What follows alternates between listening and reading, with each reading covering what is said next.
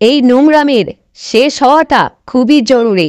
বুবলি যখনই কোনো সিনেমার সাইনিং করে বা ঘোষণা দেয়, ঠিক তখনই একটা মহল সাথে সাথে নেমে পড়ে তা থামানোর জন্য।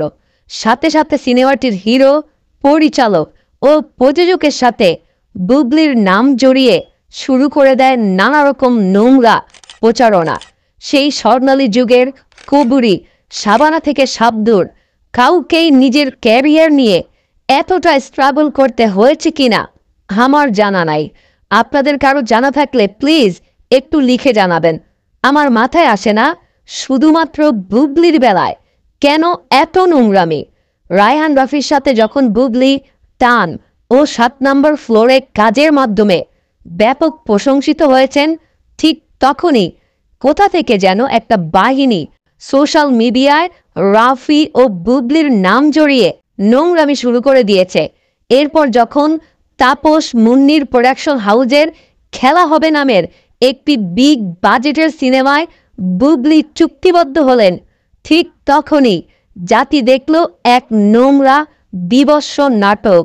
এরপর দেয়ালের দেশে যখন বুবলি আপু ও শরীফুল রাজের জুটি সবাই পছন্দ করছে, ঠিক তখনই জাতির সামনে হাজির নতুন এক নাটক, শরীফুল রাজের সাথে বুবলি আপুর প্রেম প্রেম খেলা।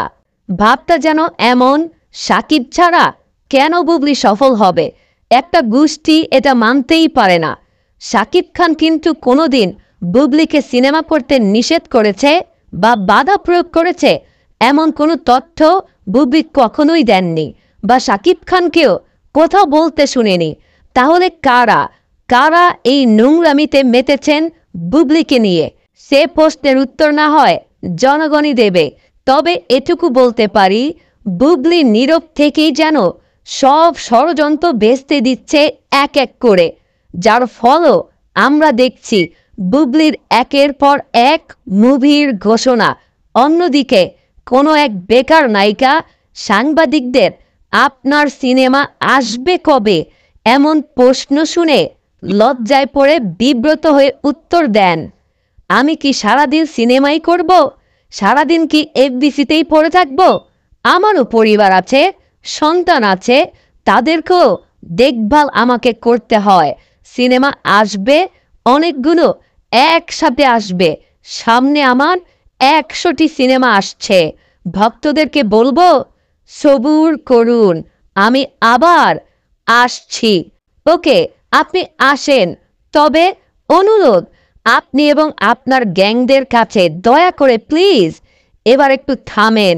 যারা দিন রাত পরিশ্রম করে বাংলা সিনেমাকে সামনের দিকে এগিয়ে নিয়ে যাওয়ার জন্য চেষ্টা করে যাচ্ছেন, অন্তত তাদের পেছনে লাগতে আসবেন না। দিন শেষে মানুষ আপনাদের কাজ দেখতে চায়। এসব ফালতু বিষয় বাদ দিয়ে অন্যের পেছনে না লেগে টুকটাক কাজ করার চেষ্টা করুন। ভিডিওটা ভালো লাগলে সবাইকে বলবো একটি লাইক দেবেন এবং শেয়ার করে দিবেন। আর যাচ্ছি, দেখা হবে আবার নতুন কোনো বিষয় নিয়ে। সেই পর্যন্ত সবাই ভালো থাকবেন। আসসালামু আলাইকুম, আল্লাহ হাফেজ।